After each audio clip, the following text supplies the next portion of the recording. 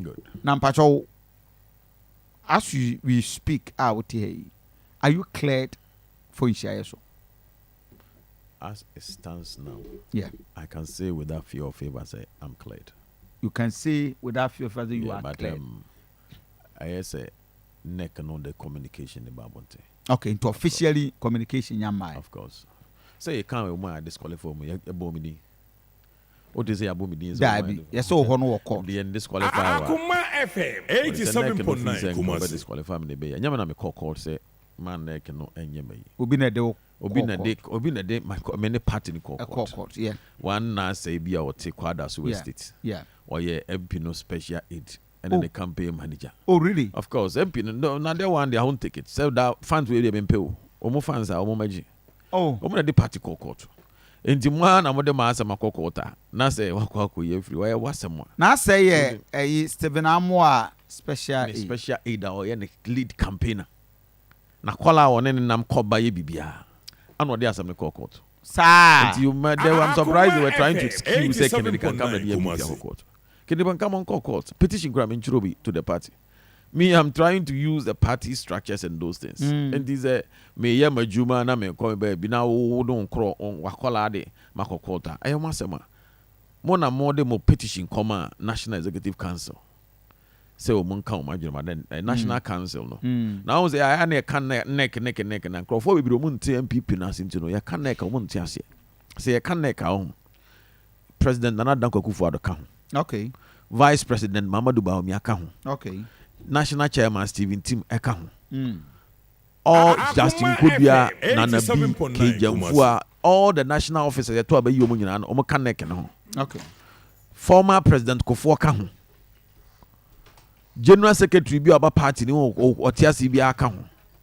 National Chairman bi aba party ni mu de bi otiasi ka ho. I see. All the 16 national regional chairmen no eka ho. 16 regional chairman no epa ho a. One the major omo free wa. Eye committee ahodo a ewo eye party ni mu nyina committee our party na ahodo nyina no omu chairman ka ho. Ukọ parliament all the committees in parliament MPP for omu ye parliamentary committee no ranking members any chairman of the committee no omu ka nek no.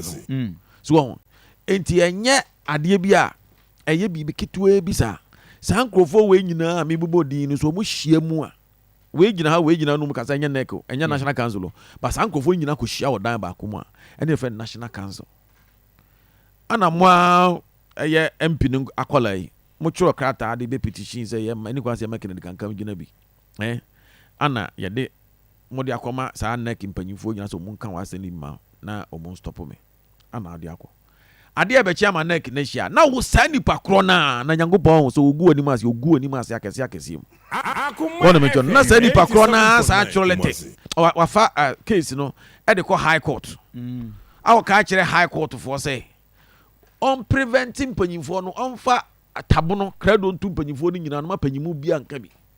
Can you imagine?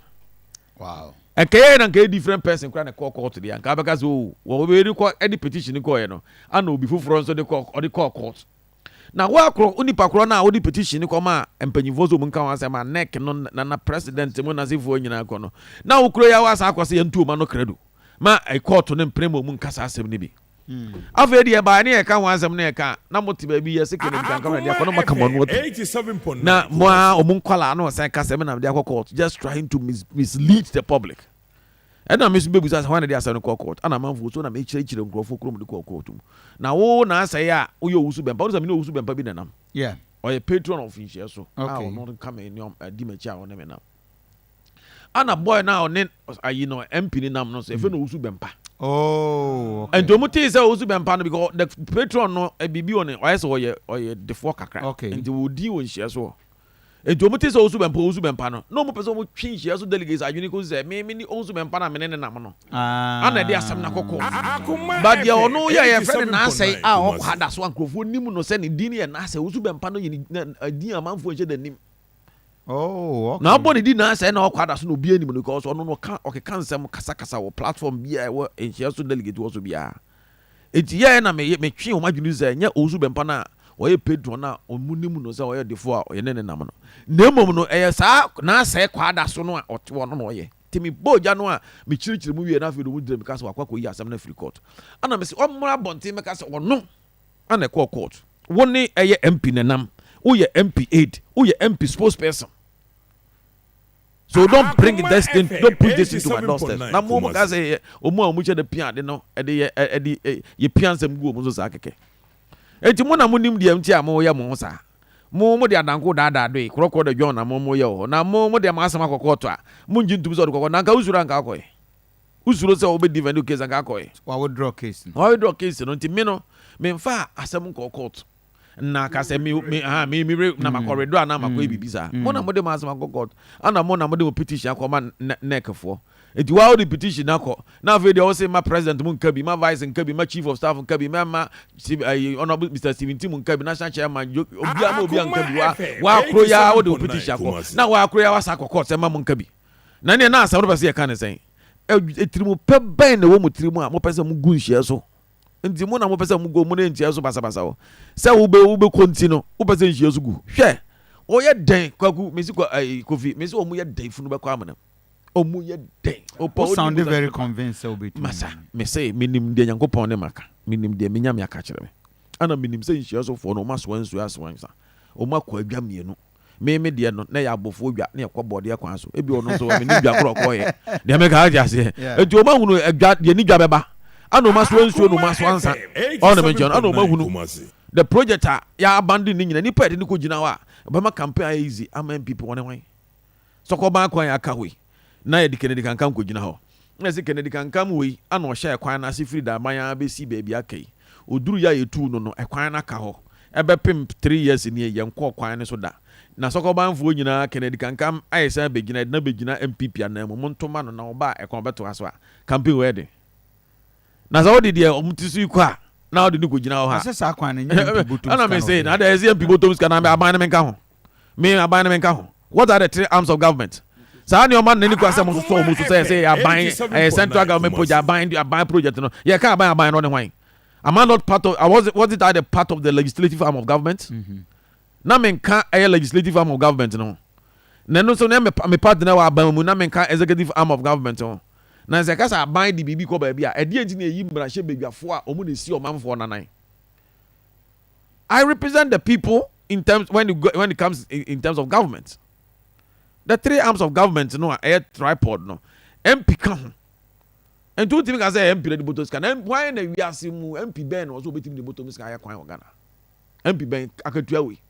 Ya de Akoma FM 87.9. It's so big now na midimsika eze ya na mesiri wo. Even a common fund no e obotom ska.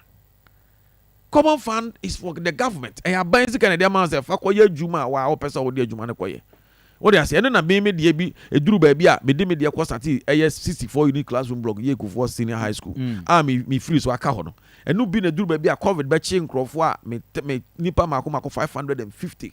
Be this kind of mo so mo fan hye o madwuma 1000 fan hye o madwuma no na common fund ni bia enu bi na renovate sokoban ye friend is a community center ye converting ye boys dormitory e de ma secondary school 87.9 no de me che no sa ni o ma no me nyame na me de ankom botom ankom manum enu bi na sokoban je Kufuor senior school toilet stage o di bi kan ho e di bi so education fund ni bi so a ye de yes adwuma no enti me common fund de o pese o hunu adwuma me de aya eno de da ho a obi anim ewie kwa na ebu me kromfo after say me di man nipa 550 say covid aba madwuma gu obi anyi function bi bia se do be apampam store fanya apampam store do be maso antema market na so fula on fanya maso do de be hye bibia so on fanya bibia se enipa mako 550 ana me obi 1000 ene de me nua de besi bia na ye se no ntina manya bi ka kire o mu se o makodwa mienu ntina ka se me de na ya bofuo dwa de be ka ti ase ono no dwa kro ko ye ne mfa meto cheap compound order kodwom 3 years and my esi ho my year juma na tua ho ka nyina sensan check my year nko bibia to the sense me to delivery bed and OPD bed etua kansa na me firi so as MP ene aka ho ase me ka ti ase enti ya penipa ye ni gina nhie so a na se MPP si wo mu koye campaign ni be yemre entesi ya me ka odi ko gina sokoba na ka se Kennedy Kankam ono hye kwan na se ana wa yeduru sei ofiri so kwan no aka ho yes I de no ba oba beto aso a office so ko ba mfo no omu fa ho keka nto aba na so di we pa do susu ko na ka se so ko ba kwan we na kenere kankam yesi ho no oba ide na ode ato aso afi ni eto anu so ide na ode be ka ho o se MP nya kwan edi MP nya kwan a ede hope ane ewo kasa bebrebe a ye kan the parliament na me kasa na ne me kasa nyina no kasa no etimi amadwuma na ye gya ho nyina na aban ye na ka ho so we say aban project na aban stop a obi kasa kira aban na aban de project ne ba so obi kasa kira aban na aban de project ne ba na I stored in the region be can say MPs no do na no work minua okujeto abrakwa ekwo kan say ya relocate o mo wo eye voter base no a enso to e for mo no say am for man new man free one ko ye resettlement and free wa budget yam pass no e dey na see of course so be say o adwo asafo court na US e dey na see na me tori bi o kan na it say o attacking crofo o kan na say o attacking crofo na me catch them even when we were 169 kra na we absolute majority no na enu kwa kra pem aban no gini o ma de ban share so mo ka say development na ba kwa say dey si ban share so sa e call sa na call ba bia ni sa na call ba bia de no ma ban share so no amakwa enye constituency bia na nya de share so nya ye no sa na nya de constituency share so nya ye bia na constituency bia nya ye 87.9 asa me ka dia say do ye MP a you don't say me MP nya kwa MP nya say you are agent of development. You are supposed to go and make your case. Go and make your case to the appropriate heads of institution, whether a ministry or department or agency. No, you have to make a case. Na ekwan afa so a obenya de odeba ba. Politics ni ya. Enya bibia na ye addition say politics. School nyansa ka ho. Now the fee nyansa ka ho. Now the amane na amamere aka ho. If you are able to blend this three ni nyina no, e de ye adwuma, eno na kire say oyey. Now what we say who be hunu panyini a woni nyina member of parliament o ye mu nyina members of parliament na say okọ forma no kuta position e bia to the sense wo som no o visa panyini obehwe okwa o visa obehwe okwa o hwe okwa ye di fie nyansa ne sukuu nyansa ene anyoma kakra ane de ye de boko di hunu nyoma the massive development a hunu nhia so constituency